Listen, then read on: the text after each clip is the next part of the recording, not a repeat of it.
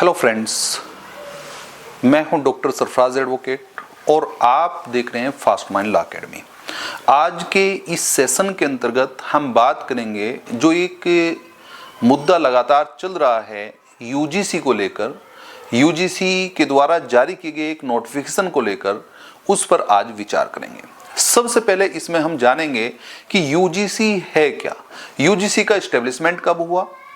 और normally UGC क्या कार्य करता है और ये विवाद क्यों उत्पन्न हुआ और माननीय उच्चतम न्यायालय ने इसके संबंध में क्या कहा, क्योंकि इस समय जो है माननीय उच्चतम न्यायालय के द्वारा इसे टेम्परेरी रूप में स्टे कर दिया गया है, इसे रोक दिया गया है। जो 2026 के अंतर्गत जो आपने नोटिफिकेशन एक जारी हुआ था, जो 13 जनवरी 2026 में जारी हुआ था नोटिफिकेशन, उसे यहाँ पर विज्ञप्ति पर स्टे लगा दिया है और जो 2012 की नियमावली है उसे ही फिर से जो है लागू कर दिया गया है। लेकिन सबसे पहले आपको यह जानना जरूरी है कि जो यूजीसी है, यूनिवर्सिटी ग्रांट कमीशन जिसे आप कहते हैं, जिसे आप विश्वविद्यालय अनुदान आयोग कहते हैं, इसकी स्थापना कब हुई और कैसे हुई, ये थोड़ा सा आप जानेंगे। जो विश्वविद्यालय अनुदान आयोग है, इसकी स्थापना 28 दिसंबर 1953 में हुई थी सबसे पहले, और मौलाना अबुल कलाम आजाद के द्वारा इसका उद्घाटन किया गया था। पश्चातवर्ती दशा में वर्ष 1956 में यूजीसी को अधिनियम के माध्यम से एक वैधानिक संस्था का दर्जा प्रदान किया गया। इसका मतलब इस्टेब्लिश किया गया था 1953 में, लेकिन वैधानिकता जो प्राप्त हुई है प्रॉपर तरीके से अधिनियम के माध्यम से, वो 1956 में हुई है। ये बात आप जान लें। दूसरा पोर्शन ये है कि यूजीसी काम क्या करता है। नॉर्मली यूजीसी का काम जो है, जो आपके बेसिक शिक्षा के स्कूल हैं, माध्यमिक हैं या इंटर कॉलेज हैं, उन पे नॉर्मली काम करने का नहीं है। यूजीसी का जो काम है वो मुख्य रूप से जो है, जो उच्च शिक्षा के मानकों को बनाए रखना है और जो विश्वविद्यालय हैं उन्हें या उच्च शिक्षण संस्थान हैं उन्हें फंड देने, उनमें गुणवत्ता, उनके कार्यों पर नियंत्रण और जो है बनाए रखना, ये मुख्य कार्य है। इसका मतलब साफ है कि यूजीसी का जो मुख्य कार्य है वो ये है कि उच्च शिक्षा के मानकों का समन्वय और उनका निर्धारण करने का मुख्य कार्य यूजीसी का है। आप इस बात को जानते हैं कि यूजीसी का जो इस्टेब्लिशमेंट हुआ था आजादी से पहले, यहां पर आप देखेंगे कि एक रिपोर्ट जो है, जिसे आप 1944 में सार्जेंट रिपोर्ट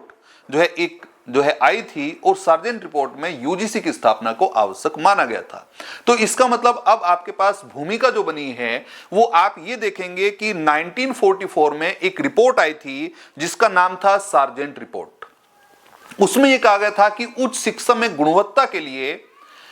उच्च शिक्षण संस्थानों पर नियंत्रण के लिए एक यूजीसी का होना आवश्यक है, यह आवश्यक बताया गया था। इसी परिप्रेक्ष्य में 1953 में जो है इस्टेब्लिशमेंट किया गया, अबुल कलाम आजाद के द्वारा इसका उद्घाटन किया गया और फिर अधिनियम लाकर जो है 1956 में यूजीसी को एक वैधानिक मान्यता प्रदान कर दी गई। अब यूजीसी लगातार समय समय पर जो है उच्च शिक्षण संस्थानों में, विश्वविद्यालयों में या अन्य जो कॉलेजेस हैं जो उनसे संबद्ध हैं, उनके लिए जो है वो यहाँ पर अपना एक जो शिक्षा की गुणवत्ता बनाए रखने के लिए, उन्हें फंड प्रोवाइड करने के लिए, उनको जो है वो नियंत्रित करने के लिए, उनमें जो है समानता और जो है समृद्धि के लिए जो है वो लगातार कार्य करता है। इसके संबंध में जो है यूजीसी के द्वारा वर्ष 2012 में एक नोटिफिकेशन जारी किया गया था, एक विज्ञप्ति जारी की गई थी, एक अधिसूचना जारी की गई थी और उस अधिसूचना में जो है स्पष्ट किया गया था कि देखिए, वहां पर अगर कोई जातिगत आधार पर या किसी आधार पर कोई भेदभाव होता है तो उसे जो है समाप्त करने के लिए वो विज्ञप्ति जारी हुई थी। लेकिन बाद में हुआ ये कि एक जो वर्ष 2019 है, वहां पर माननीय उच्चतम न्यायालय के द्वारा एक आदेश जारी किया गया, एक डायरेक्शन दी गई कि भाई जो है इन्हें, जो यूजीसी के नियम हैं, इन्हें जो है आपको कड़ा करना चाहिए। क्योंकि जो है कई सारी हैदराबाद में रोहित वोमिला की जो है हत्या हुई, अन्य हत्याएं हुई, उन सब के जो पीआईएल दाखिल हुई वर्ष 2019 में, उन्हें जो है उसके माध्यम से जो है एक गाइडलाइन जारी की गई माननीय उच्चतम न्यायालय के द्वारा और ये कहा गया कि इसे जो है सख्त किया जाना चाहिए। जो जातिगत भेदभाव हैं, जो एक तरह से डिस्क्रिमिनेशन है, जो उच्च शिक्षण संस्थाओं के अंतर्गत बढ़ रहा है, जो जिससे जो है आत्महत्या कर रहे हैं, तो वो रोकी जानी चाहिए, उसे जो है वो रोक दिया जाना चाहिए। इसके लिए ये जरूरी जरूरी है कि यूजीसी अपनी जो नियमावली है उसे सख्त करे, ये एक डायरेक्शन वहां पर दिया गया था।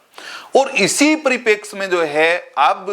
वर्ष 2026 में 13 जनवरी में एक जो है नई गाइडलाइन जो है वो यूजीसी के द्वारा जारी कर दी गई। और जैसे ये विज्ञप्ति जो है जारी हुई, ये एक जो है वो अधिसूचना जारी हुई, तो लगातार इस पे जो है वो विवाद बढ़ता गया। बजाय इस बात के कि जो है समानता होती, लगातार जो है वो इसमें स्वर्ण और जो है साथ ही साथ जो है जो एससी एसटी ओबीसी क्लास है वो थोड़ा सा जो है उनमें कंट्रोवर्सी आ गई। जहां पर जो है सामान्य वर्ग का कहना यह है कि हमारे साथ जो है वो एक तरह से ये डिस्क्रिमिनेशन किया जा रहा है मात्र इस वजह से कि हमारा जो है वो जन्म जो है स्वर्ण जो है में हुआ है, हम जो है वो जो है किसी ठाकुर बिरादरी में जन्म हुआ है, किसी जो है शर्मा जो है वो जो है पंडित जी के यहाँ पर जन्म हुआ है, या किसी जो है हम देख रहे हैं कि वैश्य समाज में हमारा जन्म हुआ है, तो मात्र इस वजह से क्या हमें टारगेट किया जाएगा?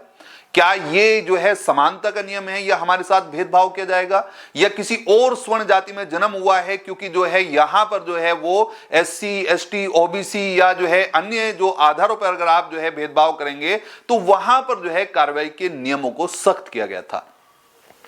अब विवाद ये था, दूसरी तरफ ये है कि जो एक वर्ग है उसका कहना यह था कि जो सामान्य जाति के लोग हैं वो इससे डर क्यों रहे हैं?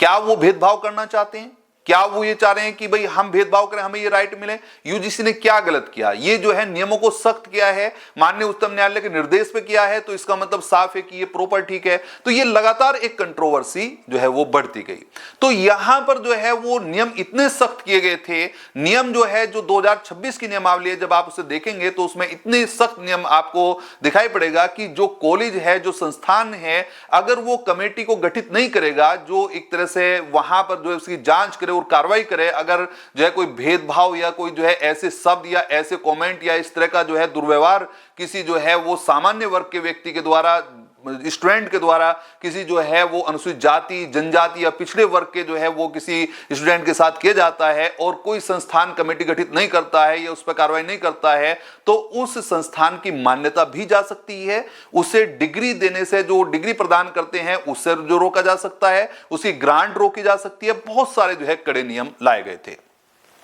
अब ये बहुत सारी अलग अलग वीडियो में आपने पूरी बात सुन ली होगी, उस पर कोई विचार की बात नहीं है। अब वर्तमान समय में जो विचार ये है कि इस पर जो है माननीय उच्चतम न्यायालय के द्वारा रोक लगा दी गई है। और रोक जो लगाई गई है, अब बात यह कि किस जो है केस में रोक लगाई गई है और रोक लगाने का आधार क्या है, ये तो आपने देख लिया। लगातार सब लोग वीडियो डाल रहे हैं कि भाई डिस्क्रिमिनेशन हो गया, डिस्क्रिमिनेशन हो गया। एक पक्ष कह रहा है कि नहीं हुआ, एक पक्ष कह रहा है कि हो गया, एक कह रहा है कि भाई जो कमेटी गठित की जा रही है उनमें सामान्य वर्ग का व्यक्ति क्यों नहीं है, दूसरा वर्ग कह रहा है कि सामान्य वर्ग का व्यक्ति रखा क्यों जाए क्योंकि सभी जो है वो कॉलेजों में ज्यादातर प्रोफेसर जो है वो सामान्य जाति के हैं, तो जो है उसमें क्यों रखा। तो लगातार जो है वो सबके अपने अपने विचार हैं, अपनी अपनी चीजें हैं। बात यह है कि सबसे पहला काम है आप भारतीय संविधान की तरफ जाएंगे और भारतीय संविधान का आर्टिकल नंबर 13 इस बात को स्पष्ट करता है कि जुडिशियल रिव्यू की पावर जो है न्यायपालिका के पास है। अगर कोई भी अधिनियम, कोई विनियम, रेगुलेशन, कोई नोटिफिकेशन जिसे आप अधिसूचना कहते हैं, जिसे जो है कोई रूल, कोई नियम जिसे आप कहते हैं, कोई रूढ़ी, कोई प्रथा, कोई भी चीज, ये सब के सब विधि मानी जाएगी। आर्टिकल नंबर 13 क्लोज 3 आपको साफ कहता है कि विधि का मतलब यह नहीं है कि उसे संसद के द्वारा अधिनियम ही पारित किया जाए।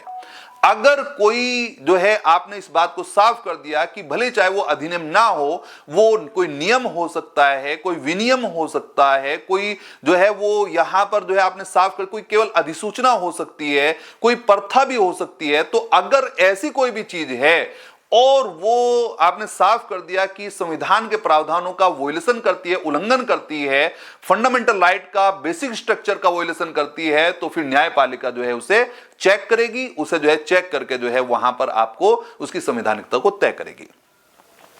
आर्टिकल नंबर 13 क्लोज 2 आपको इस बात को साफ करता है कि देखिए कोई भी राज्य कोई ऐसी विधि का निर्माण नहीं करेगा, कोई ऐसी विधि नहीं बनाएगा जो है जिसमें चाहे वो कोई जो है अधिसूचना हो, कोई रूल हो, कोई रेगुलेशन हो, कोई एक्ट हो, जो है कोई भी ऐसी चीज जो है नहीं बनाएगा जो मूल अधिकारों को, भाग 3 के अधिकारों को इन्फ्रिंज करता हो, उल्लंघन करता हो उसका, या उसे जो है अन्यून करता हो, इसका मतलब टेक्स अवे कर लेता हो, या एब्रिज इसका मतलब जो है उसे ले लेता हो, कम कर देता हो, न्यून कर देता हो या छीन लेता हो, ऐसी कोई भी विधि नहीं बनाएगा।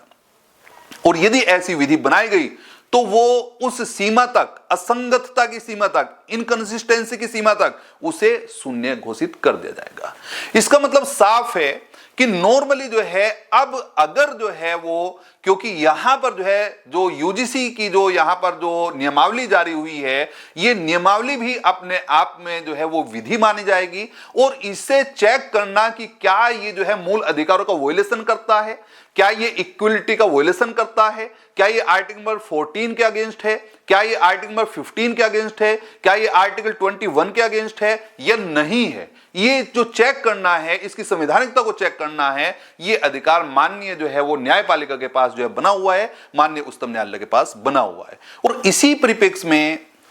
बीएचयू, जिसे आप बनारस हिंदू विश्वविद्यालय के नाम से जानते हैं, कि पोस्ट डॉक्टरल छात्र और छात्र नेता मृत्युंजय तिवारी के द्वारा जो 25 जनवरी 2026 में सुप्रीम कोर्ट में एक याचिका दाखिल की गई, और याचिका में इस बात की मांग की गई कि ये जो नियमावली जारी हुई है यूजीसी की, ये असंवैधानिक है, ये जो है डिस्क्रिमिनेशन को बढ़ावा देती है, ये छात्रों में एकता और जो है जो एकता की समृद्धि नहीं बल्कि एकता को समाप्त करती है। इस चीज को लेकर एक जो है याचिका दायर की गई और इस पे स्टे की मांग की गई।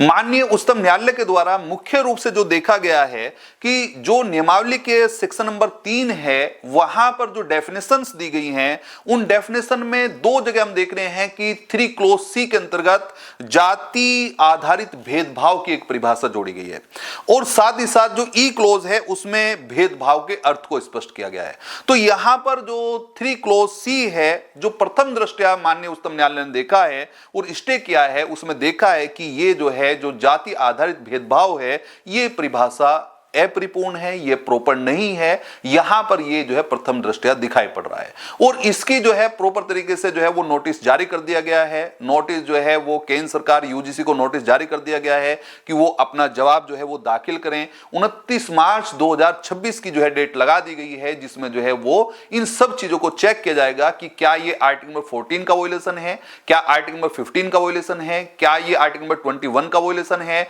उन सभी स्टूडेंट्स के लिए, उन सभी लोगों के लिए जो लॉ से जुड़े हुए हैं, उन सबको सबसे पहले यह जानना जरूरी है।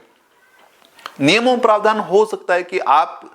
नियमावली 2012 के समर्थक हो, यह भी हो सकता है कि आप नियमावली 2026 के समर्थक हो, लेकिन अगर आप लॉ के स्टूडेंट हैं तो सबसे पहले आपको यह देखना जरूरी है कि क्या न्यायपालिका जो है जुडिशियल रिव्यू के माध्यम से इसकी संवैधानिकता चेक कर सकती है, और अगर वो कर सकती है तो ये पावर किस आर्टिकल में, तो आर्टिकल नंबर 13 में है। और ये किस आधार पर चेक किया जा रहा है, इक्वलिटी का जो आधार देखा जा रहा है वो कहां किस आधार पर देखा जा रहा है, तो आर्टिकल नंबर 14, 15 और 21 के साथ देखा जा रहा है। और साथ ही साथ जो है उसमें किस आधार पर देखा जाएगा, क्या नोटिस जारी किया गया, वो सारी की सारी चीज जो है वो अब जो है जो आपकी एक डेट लगा दी गई है 19 मार्च जो है 2026, उसमें जो है केंद्र सरकार यूजीसी अपना जो है वो जवाब देगी, जिसमें जो है वो पक्ष बनाए गए हैं, और जो है उसके माध्यम से जो है फिर प्रॉपर तरीके से जो है क्लियर होगा कि क्या ये नियमावली जो है वो डिस्क्रिमिनेशन करती है, भेदभाव करती है, या फिर जो है वो इक्वलिटी को प्रमोट करती है। तो फिलहाल के लिए जो है वो इसे जो है टेम्परेरी रूप में स्टे कर दिया गया है। इस नोट जो है जो आपकी नियमावली है, और जो 2012 की नियमावली है उसे फिर से जो है प्रभावी कर दिया गया है, वो अब प्रभावी है और ये नियमावली समाप्त हो गई है। फिर से जो है वो आप जान लें कि इस केस का नाम है मृत्युंजय तिवारी बनाम भारत संघ 2026, जिसमें जो है वो यहां पर इस 2026 की यूजीसी की नियमावली को स्टे किया गया है, और इसे जो है इसके लिए जो है नोटिस जारी करने का, नोटिस का जो जारी कर दिया गया है यूजीसी और केंद्र सरकार को, जिससे वो अपना जवाब दाखिल करेंगे। Thank you.